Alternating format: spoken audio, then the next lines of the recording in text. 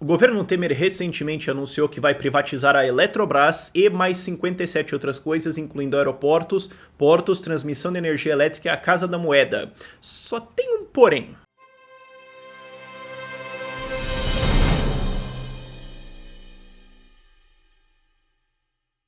E o porém é que você está sendo distraído, porque o que está acontecendo nesse exato momento, inclusive enquanto eu estou gravando e você está assistindo esse vídeo provavelmente, é uma votação da reforma política no Brasil. Então, todos esses políticos criminosos agora vão decidir como você vai votar neles. Olha que coisa legal.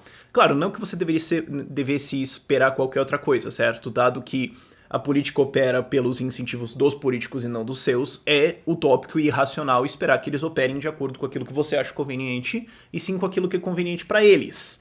Então, é óbvio que essa reforma política, seja lá como for, vai ser conveniente aos grandes partidos estabelecidos. E esse anúncio de privatizações e de reformas, etc., cai em cima certinho, justo quando o Temer tem de novo ataques à estabilidade dele, justo quando agora a gente tem novas operações da Lava Jato contra a TCE e TCU, justo quando a gente tem essa reforma que tá enchendo o saco, tá incomodando, fundão de 3,6 bilhões de reais para eleger político, que vai dar basicamente uma puta grana pro PT, PMDB e PSDB. Então é uma distração conveniente. O que isso faz? Isso joga todos os analistas de mercado, todos os investidores, etc., para analisar isso das privatizações e tira olhos da Câmara. Funcionou? Funcionou. Inclusive por isso que eu tô falando disso primeiro no vídeo e depois falar das privatizações, para pelo menos evitar cair nessa armadilha. E é importante que você não caia nela também, entendeu? É importante que você evite ser distraído por esse fato, preste atenção no que tá rolando, para entender que de fato está numa gangue. E esse é o jogo do Temer, vocês têm que entender isso também. O jogo do Temer é fazer reformas econômicas de refém. Então falar, olha, é o seguinte, eu sou um bandido, é todo mundo uns bandidos, mas pelo menos eu sou um bandido que faz umas reformas. E vocês não gostam de mim. Mas assim, honestamente, vocês não gostam de ninguém. E pelo menos eu tô fazendo uma coisa que é o lado mais liberal, mais empresário quer. E isso impede ele de se juntar com o lado de esquerda, que também me odeia. Então eu consigo apaziguar um lado e do outro lado também o Temer mantém vivo, dá umas protegidas no PT para manter a ameaça PT viva, de maneiras que os dois lados não se unam contra o Temer por medo de um volta a Lula. Então assim ele consegue fazer um jogo político que mantém ele no poder. Este é o jogo do Temer. Foi ao longo desde o primeiro dia que ele assumiu e vai ser até o último dia do mandato dele. Então entendam isso, é muito fundamental. Ele realmente acredita nessas reformas e privatizações. Eu não sei se ele honestamente liga. Eu não sei, e eu não presumiria isso. Eu não acho que você deveria esperar isso. Ele tá usando isso como uma manobra de sobrevivência. Não que eu não goste dessa manobra. Privatiza mais que tá pouco. Sim, e depois que privatizar tudo, eu vou continuar falando, fora Temer vai se ferrar. E espero que todos esses partidos se ferrem. Aí a gente vê em 2018. Mas enfim, agora que você entendeu isso, vamos falar da privatização. E volta àquilo que eu venho falando em últimos vídeos, que é assim, o governo não tem mais escolha, ok? Se você somar o déficit que vai ser no governo em 2017, 18, 19 e 20, a conta dá 522 bilhões de reais, meio trilhão de reais. E isso é o estimado. Vai ser muito provavelmente pior. Então, não tem uma escolha. O número que eles estão esperando erguer com todas essas privatizações é alguma coisa ao redor de 40, 50 bilhões de reais, o que é 10% do déficit até 2020, ou até 2021, né, se você contar. Então, é um númerozinho razoável, assim. Porque a galera fala às vezes, vamos cortar carro dos deputados federais. Só a favor, totalmente a favor, tem que se fuder mesmo e acabou. Agora, quanto vai somar isso aí? 200, digamos 1 bilhão de reais, não dá, mas era muito menos que 1 bilhão, tá bom. Você tem que fazer mais 500 coisas dessa. Então, tenta pensar nisso, ok? Não tô dizendo que eu sou... Você entendeu, tá? Enfim, às vezes eu penso que sempre vai ter algum semi-analfabeto que não entendeu, mas fazer o quê? Agora, o ponto é... Eles estão indo agora para o que dá, e o que eu venho até inclusive prevendo em vídeos recentes, falando, olha, já tinha aeroporto, já tinha empresa de eletricidade, eu já venho falando, daqui a pouco vai ser porto, daqui a pouco vai ser infraestrutura, e daqui a pouco vai ser o que mais tiver na carteira. Tanto que agora, vamos lá, a Eletrobras, 14 aeroportos, 11 linhas de transmissão de energia elétrica, 15 terminais portuários, rodovias, empresas públicas como a Casa da Moeda e a Companhia de Docas do Espírito Santo. Que, honestamente, ninguém liga, mas se der 10 conto e um tapa na cara, ponto, já tá bom. Ajuda no orçamento e dá o tapa na cara em alguém do PT. Pronto, tá bom. Então aceitamos. Ok? Então, é bom isso. E essa coisa dos aeroportos já era esperado, já estavam falando. Ele tá meio que juntando tudo no blocão e lançando a notícia de novo. O que, de novo, entra no projeto de extração. Assim como quando foi feito o PAC, na verdade, eles pegaram já um monte de obras estatais que já estavam acontecendo e daí chamaram de PAC. Então isso aqui não tem muita novidade. Agora, 15 terminais portuários, isso é novidade. Isso é novidade. Eu já vinha avisando disso no canal recentemente. E, dado que o Brasil vem sendo puxado, o PIB vem sendo puxado por agro, ajuda, e o Brasil é um país extremamente fechado em termos de importação e exportação. A Nova Zelândia exporta per capita 4 ou 5 vezes mais que o Brasil. Então, a gente precisa realmente se espertar, sabe? Precisa realmente começar a participar do mercado. Fora das burocratizações que eles fizeram para importações de 5 mil máquinas, isso vai ter um puto efeito? Vai demorar um tempinho. Até a concessão ser feita, porque vai ter que ver se vai ser privatização, se vai ser concessão. Eu acho que vai ser concessão, e eu não gosto desse modelo. Por mim, vendia tudo mesmo e acabou. Tudo bem?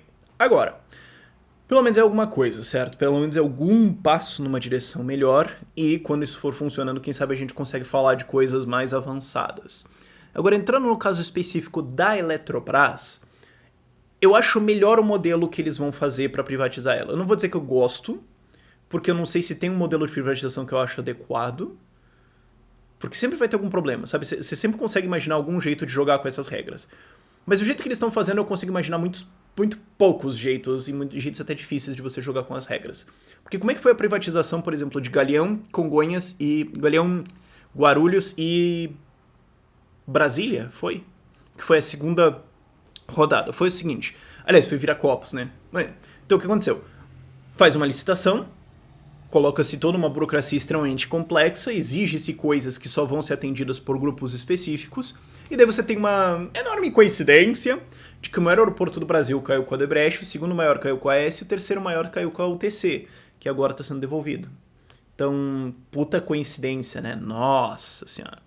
Você consegue zoar, você consegue fazer umas marmeladas nessa direção. O que a Eletrobras vai fazer é uma diluição de ações. Então, olha, a gente tem aqui 51%, não sei qual é exatamente a porcentagem que eles têm, mas digamos 60% das ações e tem 100 mil ações.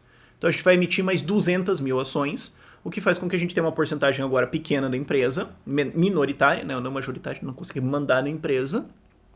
Isso ergue caixa. A Eletrobras, com esse caixa que ela vai ganhar vendendo essas ações, vai comprar empresas de geração de energia do governo federal, e então o governo dá um jeito meio chunchado de botar uns 20 bilhões de reais no caixa. O que é legal. É legal. Já chega perto do déficit que eles vão ter que resolver e resolve isso muito fácil e tira isso da mão do governo. E tem poucos jeitos que você conseguiria fazer uma putaria ao redor disso. O mais óbvio deles seria a mesma coisa que eles fizeram na Vale ao longo do tempo, né, no governo Lula, que é usar fundos de pensão estatais para comprar as ações da empresa, porque hoje a Vale, o acionista majoritário, são fundos de pensão estatais. Então, exatamente por isso que eu sou contra a ideia daquela ideia de aposentadoria para servidores que foi colocada em 2013, de colocar fundos adicionais de pensão, certo? O servidor contribui com o RGPS, daí tem um fundo extra de aposentadoria que ele contribui, e esse fundo vai capitalizando e depois ele recebe desse fundo. Porque esse fundo vai ser administrado por um político, assim como foi o FGTS, e deu uma roubalheira desgraçada, e o seu dinheiro de FGTS, que você é roubado pelo governo, foi usado para financiar crime e o PT. Então, dá para você fazer isso. Agora, o volume aí é meio grande. A gente tá falando de 10 bilhões de reais. Para conseguir, talvez alguma coisa mais na direção de uns 20 bilhões de reais se a empresa se valorizar mais, ou até um pouco mais norte disso. Esses fundos têm isso disponível? Não, porque eles estão falidos por causa da gerência política deles. Então, eu não acho que vai dar muito certo, não. Não sei o quão bem isso funcionaria. Agora, o problema que acontece depois é que a Eletrobras é meio que um monopólio. Porque a definição de monopólio não é uma empresa grande que toma fatia de mercado, isso é concentração de mercado. A definição formal de monopólio é benefício exclusivo garantido pelo governo. Ou seja, você pode fazer isso, e se alguém mais fizer, eu tranco, e se resistir, eu mato. Isso é um monopólio. Tanto que na virada do século, a ideia de uma empresa grande ser monopólio é porque algumas empresas começaram a crescer e alguns economistas meio canalha começaram a falar que essa empresa é tão grande que ela quase parece um monopólio, e daí pegou o termo pra basicamente economistas poderem odiar o mercado, que eles sempre odiaram, na verdade, mas enfim. Divago. O ponto é, você vai acabar com uma empresa muito grande que tem boa parte do controle de produção de energia no Brasil. Só que vale lembrar que ela é protegida pelo Estado. Então, é um problema relativamente fácil de fazer. E junto com essa privatização, alguém pode erguer a bola de falar, olha, então, vamos ter que desregulamentar pra caramba isso aí. Vamos ter que desregulamentar isso aí muito, porque senão a gente tá criando uma grande concentração de mercado, colocando nas mãos da iniciativa privada e protegendo isso via Estado, que é basicamente a forma de governo dominante no mundo, enfim, mas dominante no Brasil também, que você cria uma forma de feudalismo moderno no setor energético, o que é ruim, mas também gera demanda pra alguém falar e ser ouvido de falar, ó, tem que desregulamentar essa porcaria aí. Porque tá ridículo. Porque como é do Correio, você tem o monopólio dos Correios, que de fato é um monopólio mesmo, certo? Que o Correio agora processando o padre, porque o padre contratou um motoqueiro pra entregar cartãozinho. Aí o cara é processado pelo Correio. Aconteceu. Eles podem falar, mas tem que proteger o monopólio do Correio, porque o Correio é do Estado, é do povo. Enfim, aí daí o lucro, só dá prejuízo aquela merda, mas enfim, aí daí o lucro vai vir pro povo. Não sei que desgraça, mas enfim.